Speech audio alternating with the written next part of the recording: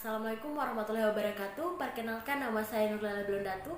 Jadi pada video pembelajaran ini kita akan belajar mengenai teks prosedur.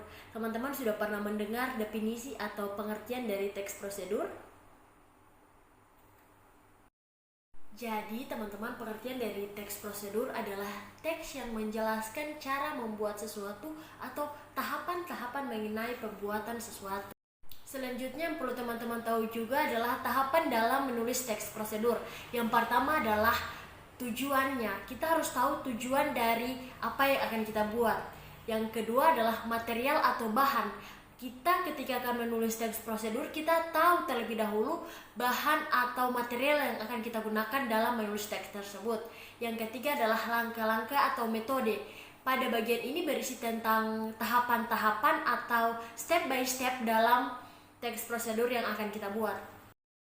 Selanjutnya, ciri-ciri teks prosedur yang pertama berisi langkah-langkah atau cara membuat step by stepnya. Yang kedua, menggunakan kalimat perintah. Contoh kalimat perintah itu seperti masukkan, letakkan, dan lain sebagainya. Dan yang ketiga, terdapat penjelasan yang sangat detail bagaimana cara membuat sesuatu. Selanjutnya yang perlu teman-teman tahu juga adalah struktur dari teks prosedur. Yang pertama adalah judul. Judul biasanya sebagai petunjuk tentang apa yang akan kita buat berdasarkan teks prosedur. Yang kedua adalah tujuan. Bagian ini berisi tujuan dan merupakan pernyataan pembuka dalam teks prosedur. Yang ketiga adalah alat dan bahan. Bagian ini berisi alat atau bahan yang dibutuhkan. Dan yang terakhir adalah langkah-langkah. Bagian ini berisi langkah atau petunjuk yang harus dilakukan dalam melakukan sesuatu atau membuat sesuatu.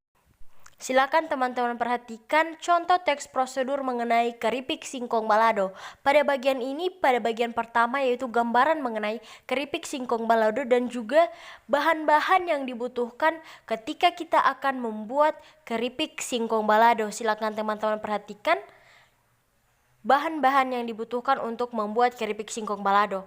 Selanjutnya pada bagian ini step by stepnya atau langkah-langkah dalam membuat keripik singkong balado.